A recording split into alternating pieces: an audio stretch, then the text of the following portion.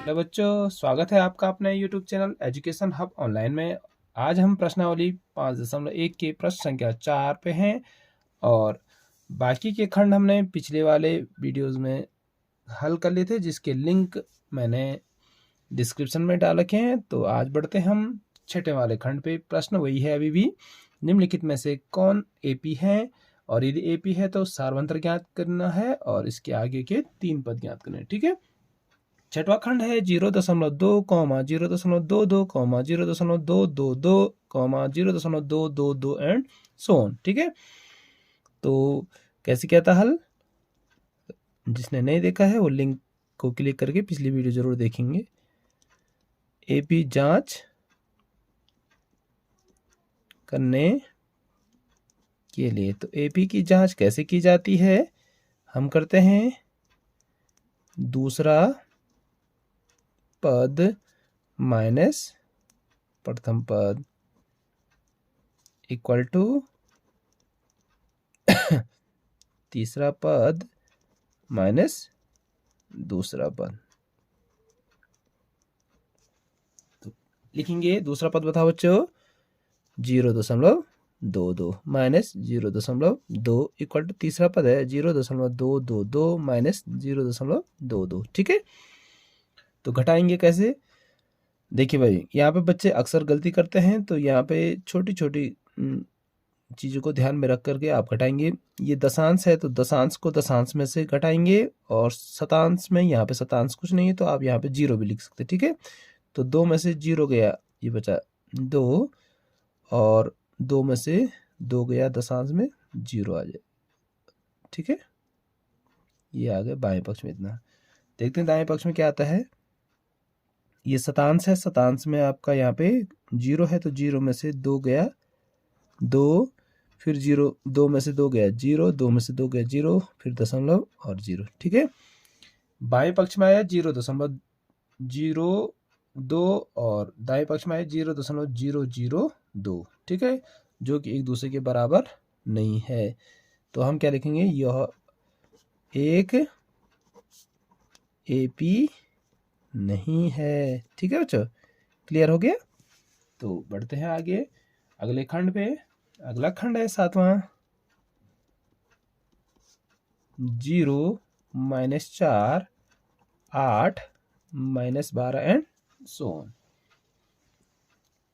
AP जांच करने के लिए, तो AP की जांच करने के लिए हम क्या करेंगे, दूसरा पद माइनस पहला पद। बच्चों बताओ तो पहला पद किससे डिनोट किया जाता है?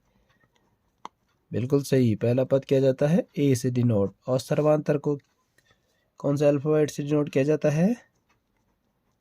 स्मॉल d से। राइट आंसर है। तो दूसरा है -4, फिर माइनस पहला पद है 0 इज इक्वल टू तीसरा है -8 माइनस, और दूसरा पद क्या है, -4।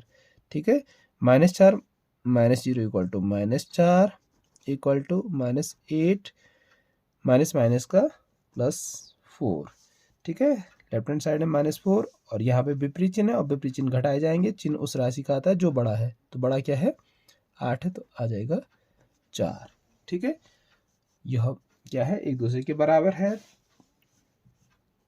हम लिखेंगे यह श्रेणी एक क्या है, कैसी श्रेणी है, समांतर श्रेणी। यह श्रेणी एक AP है जिसका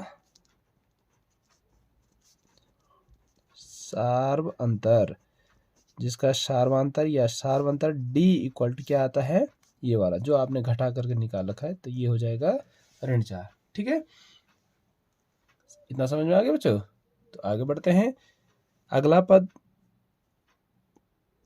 अगले 3 पद निकालने हैं, तो अगला पद क्या हो जाएगा, जो अंतिम पद है यहाँ पे उसमें क्या जोड़ देंगे, 12 में क्या जोड़ देंगे, D जोड़ देंगे। ऋण 12 में जोड़ेंगे D है हमारे पास -4।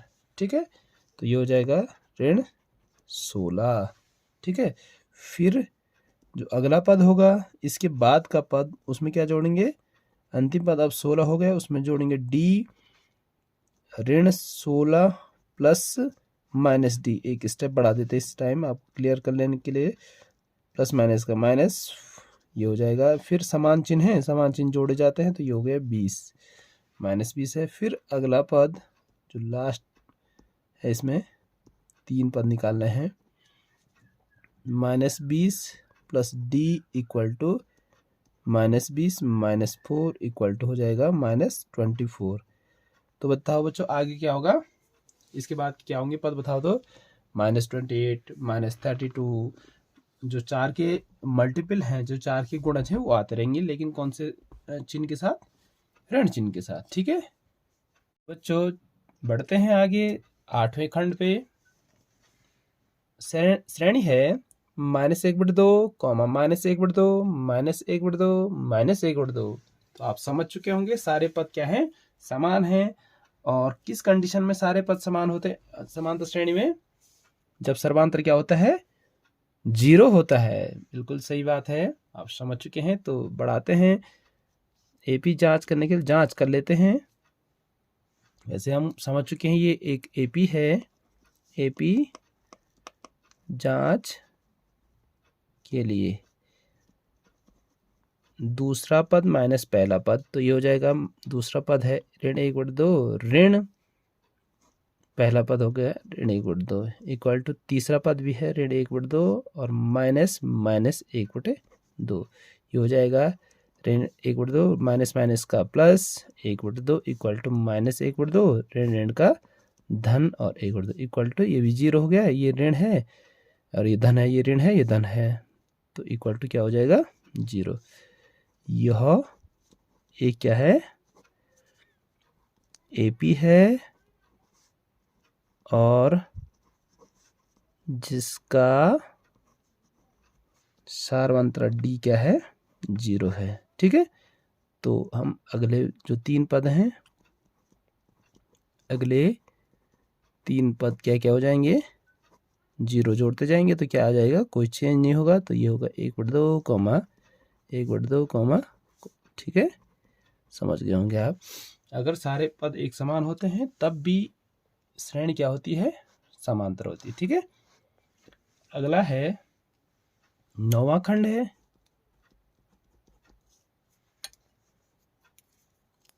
One comma 3 comma 9 comma 27 AP जांच के लिए दूसरा पद है 3 माइनस पहला पद है 1 इक्वल टू तीसरा पद है 9 माइनस दूसरा पद है 3। 3 में से क्या 2, 9 में से 3 गया 6। तो ये क्या है, नहीं है, एपी नहीं है, यह एपी नहीं है, क्योंकि इनका अंतर समान नहीं है, तो यह एक एपी नहीं है। कैसी है ये, एक गुणोत्तर श्रेणी है। और कक्षा 12वीं में आप या 11वीं में आप जब मैथमेटिक्स पढ़ेंगे तब वहाँ पे आपको क्लियर हो जाएगा। एक श्रेणी होती है गुणोत्तर श्रेणी, और वहाँ पे 2 श्रेणियाँ हैं, 3 श्रेणियाँ हैं, समांतर श्रेणी, गुणोत्तर श्रेणी और हरात्मक श्रेणी। ठीक है, अगला है 10वां खंड A, 2A, 3A, 4A। तो एपी जांच के लिए, तो एपी जांच के लिए क्या कर रहे हैं हम, घटाओ तो दूसरे पद में से पहला पद घटाओ इक्वल टू तीसरे पद में से दूसरा पद घटाओ। तो ये हो गया 2A minus A equal to A, 3A minus 2A equal to A. ठीक है, तो ये क्या है, यह एक एपी है जिसका सार्वंतर डी बराबर क्या है, ए। ठीक है, तो अगले जो 3 पद हैं वो कैसे निकाले जाएंगे, अगले 3 पद बताओ बच्चों। देखिए अंतिम पद है 4A, 4A में ए जोड़ेंगे तो ये हो जाएगा 5A, फिर 5A में ए जोड़ेंगे तो ये हो जाएगा 6A, फिर 6A में ए जोड़ेंगे तो ये हो जाएगा 7A। तो ये आ गया आपका आंसर। ठीक है, जो बढ़ते हैं 11वें खंड पे। सीरीज है a comma a square comma a cube comma a to the power 4। तो ऐसे लग भी रहा है आप लोगों को, अगर आपने एपी को ढंग से समझ लिया होगा तो एक प्रकार से एपी नहीं है। तो एपी जांच के लिए क्या हो जाएगा, दूसरा पद माइनस पहला पद इक्वल टू तीसरा पद माइनस दूसरा पद। ठीक है, तो कैसे करेंगे, ए को कॉमन ले लेते हैं, ये बचेगा ए स्क्वायर में से ए कॉमन आया तो बचा ए माइनस 1। यहाँ पे ए स्क्वायर कॉमन आ जाएगा, ये हो जाएगा ए माइनस 1। ठीक है, तो देखो ए माइनस 1 से ए माइनस 1 कट जाएगा, ए से ए स्क्वायर कट जाएगा, तो इधर आएगा बाएं पक्ष में 1 और दाएं पक्ष में बचेगा ए, जो कि आपस में एक दूसरे के बराबर नहीं है। तो क्या लिखेंगे, यह श्रेणी एपी नहीं है। क्लियर हो गए बच्चों, वेरी गुड। उम्मीद है आप लोग अच्छे तरीके से समझ रहे होंगे और अपने कॉन्सेप्ट को ढंग से क्लियर कर रहे होंगे। 12वें खंड पे हैं, जो कि बोर्ड एग्जाम में कई बार पूछा गया है। √2, √8, √18, √32 एंड सो ऑन। ठीक है, अगर आप इसको ऐसे देखेंगे अंडर के रूप में तो ऐसा लगेगा कि ये एक एपी नहीं है, लेकिन चलिए जांच करते हैं। एपी जांच के लिए, ठीक है, दूसरा पद माइनस पहला पद। आप परीक्षा में जरूर लिख लेना, जो मैंने पहले लिखा, यहाँ पर नहीं लिख रहा हूँ कि आप समझ गए होंगे। दूसरा पद माइनस पहला पद इक्वल टू तीसरा पद माइनस दूसरा पद।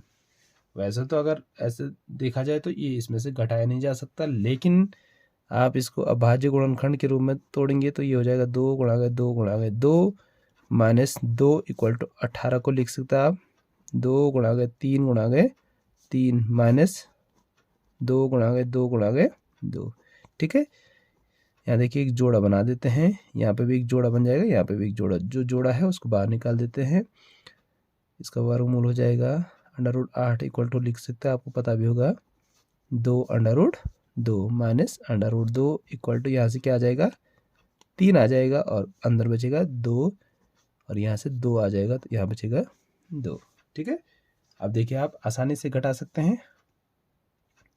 2 √2 में से √2 गया 1 √2 इक्वल टू 3 √2 में से 2 √2 गया 1 √2। तो देखिए बाएं पक्ष बराबर दाएं पक्ष, तो क्या बोलेंगे आप, यह श्रेणी एक एपी है जिसका सार्व अंतर डी इक्वल टू क्या है √2। समझ गए बच्चों। अगला पद, अगले 3 पद निकालते हैं। अगले 3 पद क्या हो जाएंगे, देखो √32 में क्या जोड़ दिया जाएगा √2 और √32 को क्या लिख सकते हैं आप 2 गुणा गए 2 गुणा गए 2 गुणा गए 2 गुणा गए, देखो 5 2 आते हैं 32 में धन ये √2, कितने जोड़े हो जाएंगे, देखिए 2 और 2 4 4 √2 धन √2 इक्वल टू कितने √2 हो गए 5 √2। और अगर आप इसको 5 को अंदर ले जाएंगे तो क्या हो जाएगा, अंडर के अंदर कितने 5 हो जाएंगे 2 5 हो जाएंगे, तो ये हो जाएगा 5 25 तो नहीं 50 √50। ठीक है, इसी प्रकार से आप अगला पद निकालेंगे √50 धन √2 इक्वल टू √50 देख लिया होगा आपने 5 √2 है, तो 5 √2 में 2 जोड़ेंगे तो ये हो जाएगा 6 √2 इक्वल टू, बताओ तो बच्चों 2 गुणा गए 6 गुणा गए 6 कितने हो गए 6 के 36 तो नहीं 72।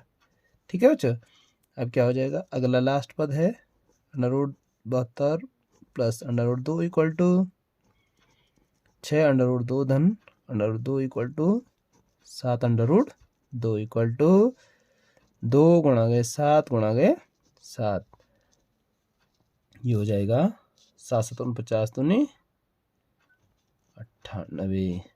ठीक है, वीडियो को पॉज करके एक बार ज़रूर हल कर लेना। ठीक है, महत्वपूर्ण प्रश्न है, बोर्ड एग्जाम की दृष्टि से भी बार बार पूछा भी गया है। और अपने दोस्तों के बीच में ज़रूर शेयर कर लेना वीडियोज़ को, जिससे कि सारे बच्चों को मदद मिल सके। अगर आप लोग चैनल पर नए हैं तो चैनल को सब्सक्राइब ज़रूर करें। Thank you.